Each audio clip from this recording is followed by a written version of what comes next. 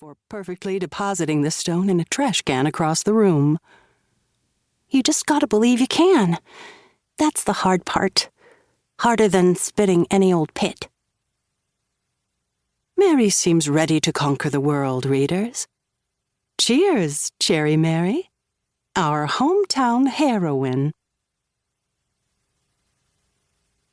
Part 1. You can't pick cherries with your back to the tree. J.P. Morgan. Becky. June 2023. Okay, Benji. Would you like it if Ashley did this to you?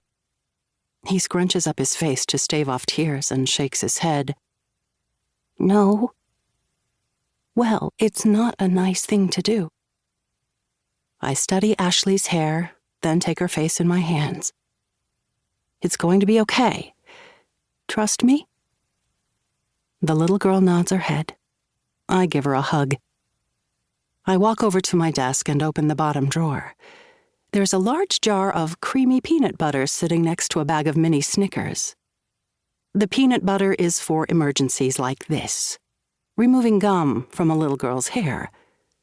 The Snickers are for me, after I'm finished with this life lesson. Well, I'm just glad neither of you are allergic to peanuts, I say. Allows me to do this.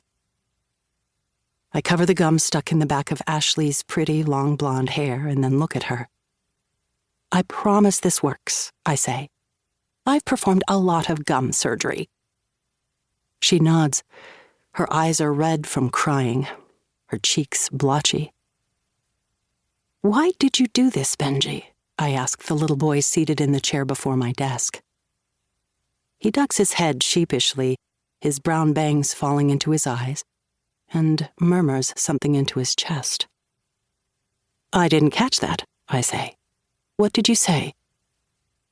Remember, it's okay to express your emotions. He looks at me, freckles twitching on his cheeks. I can't say, he whispers. Yes, you can, I say. Don't make this any worse than it already is. Benji glances toward the door to ensure that it is closed. Tyler Evans told me to do it, or he'd punch me on the way home. Being a grade school administrator is akin to being a detective.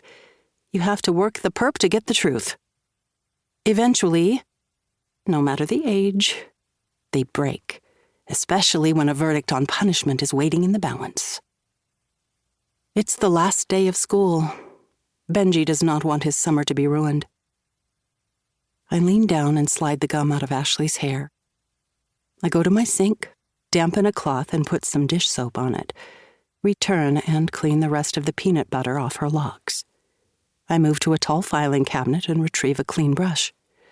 The filing cabinet is filled with bags of sealed brushes and combs, toothbrushes and EpiPens, certificates and old laptops.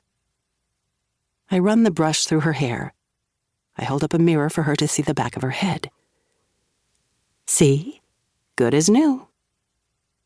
What do you say to Ashley, Benji? I'm sorry. Do you accept his apology? Ashley shakes her head no. You ruined the last day of school.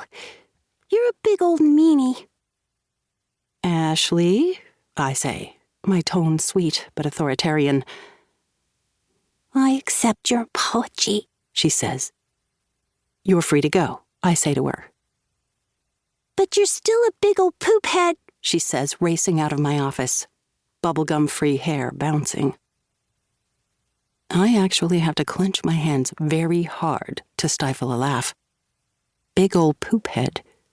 How many times a day would any adult, like to scream that at someone? Are you telling my parents? Benji asks.